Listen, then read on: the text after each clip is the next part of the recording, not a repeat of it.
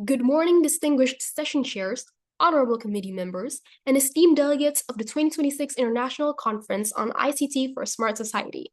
My name is Aulia Eyunika Butar-Butar, and I'll be speaking on behalf of my team from the School of Computer Science at Bina Nusantara University in Jakarta, representing all the co-authors of our study titled Bridging Bioinformatics and Dermatology, a computational framework for kinetic-tuned formulative design.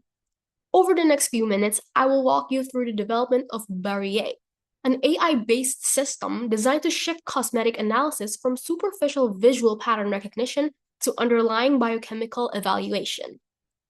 All right, most AI skin tools today only focus on the surface, analyzing photos for wrinkles or uneven textures. Well, while helpful, this is purely descriptive. It tells us what is visible, but not what is actually happening at a biochemical level. Because of this, a product might simply pass every visual check, yet actively disrupts the enzymes responsible for rebuilding your skin barrier. A photo simply cannot catch that molecular interaction. The pharmaceutical industry solved a similar problem decades ago by using computational screening to predict interactions before anyone steps into the lab. However, cosmetic formulation still largely relies on costly trial and errors.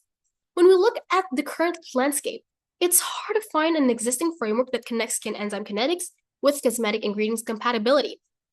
That is the gap we are addressing today.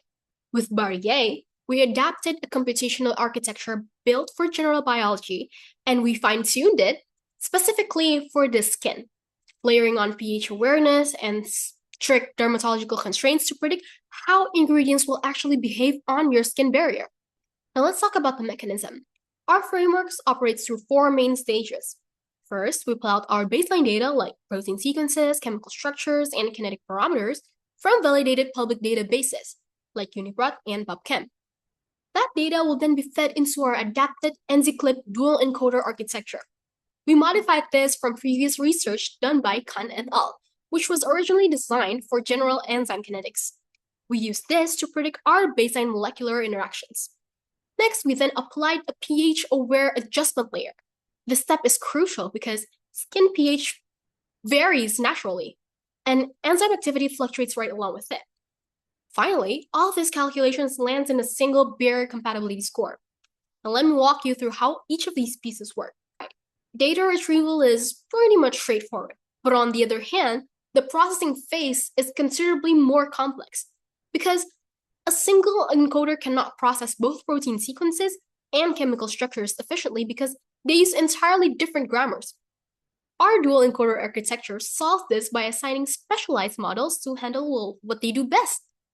Protein sequences are fed into ESM2, an 8 million parameter model, while the ingredient's chemical structure, which is represented as a smile string, goes to ChemBerta, a 77 million parameter model.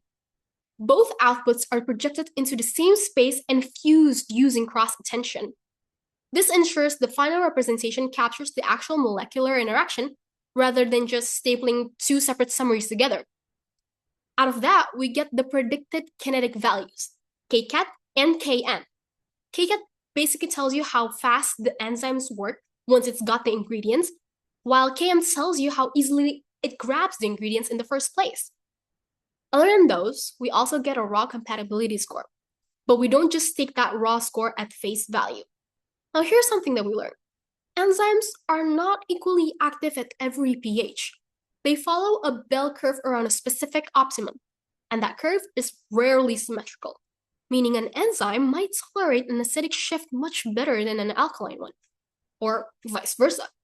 Take GBA1, an enzyme critical for ceramide production. Its optimum is around pH 5.0, right where healthy skin sits. But if you push the environment towards the more alkaline pH of dry skin, its activity drops off fast. We built this biological reality directly into the framework. To do this, the system calculates an activity factor by applying an asymmetric Gaussian model. This measures the exact deviation between a specific skin profile's default pH and the target enzyme's optimal pH, accounting for those different directional tolerances. Finally, we layer physiological skin condition modifiers on top of that. For example, the dry skin profile doesn't just change the pH. It inherently cuts GBA1's baseline activity down to just 0.6 times its normal rate.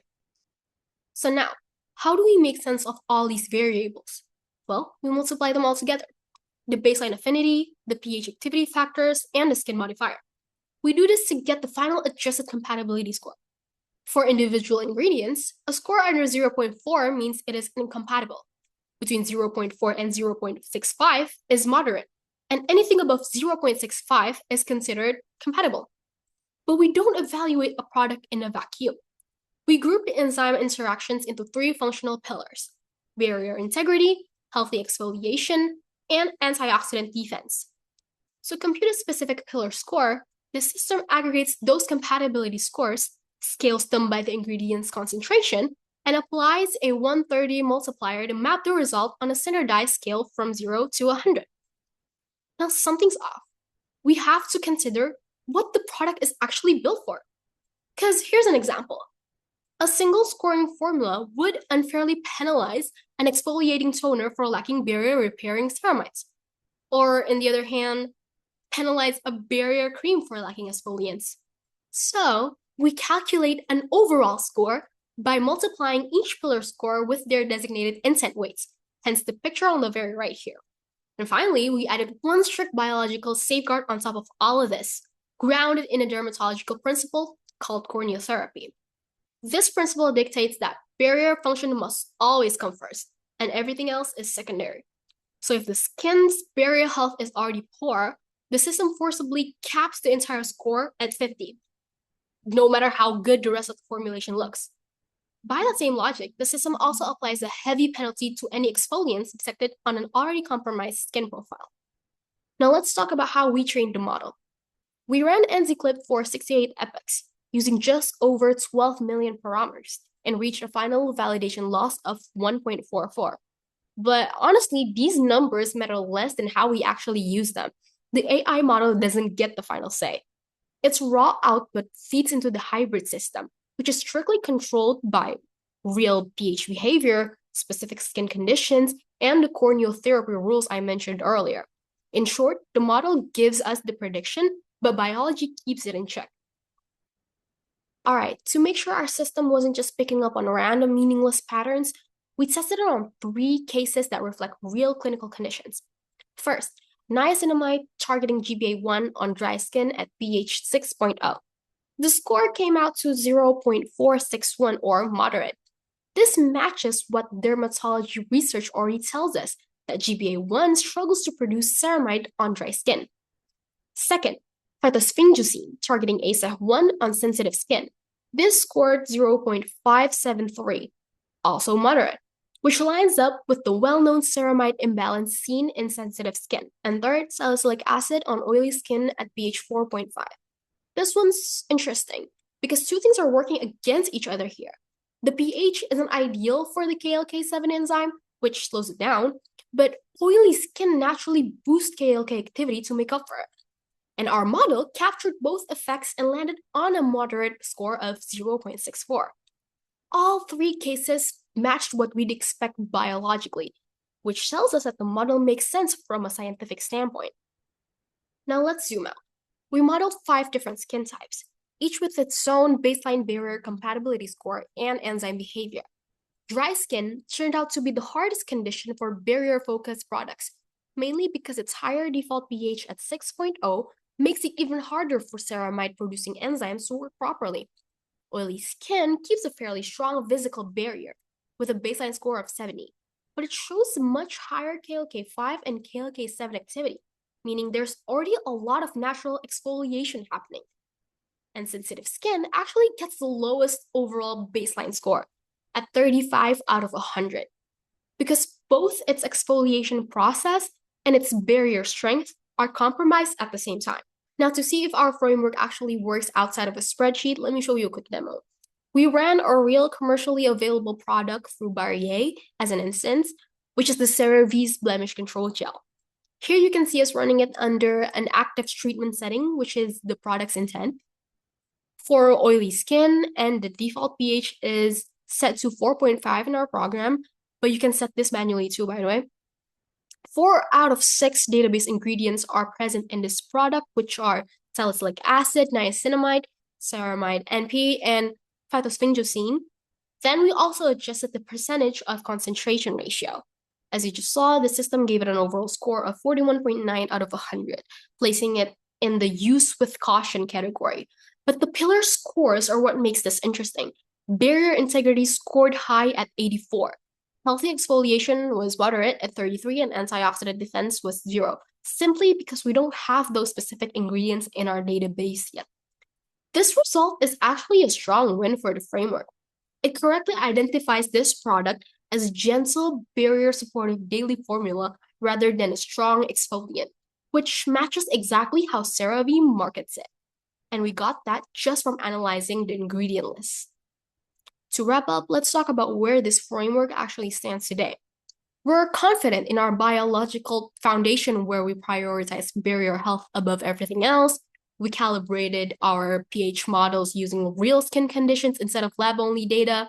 And we treat exfoliation as something that's only safe under the right conditions, not something universally good. That said, we also want to be upfront about our limits. Right now, Barrier is a proof of concept, not a fully validated tool. Our dataset is still small, with just 30 enzyme ingredient pairs, and our validation so far relies on comparing results to existing research, plus one real product case study. We haven't even run wet lab experiments yet.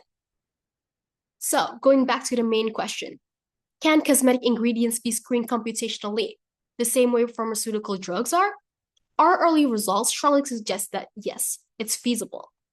Well, our next steps are clear: to grow the data set beyond the first 30 pairs, benchmark our system against existing molecular docking methods, and most importantly, run real wet lab validations.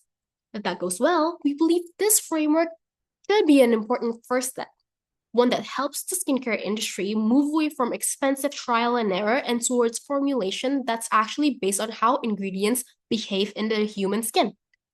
And that wraps up the whole presentation. Thank you to the session chairs, the committee, and everyone watching today for your time and attention.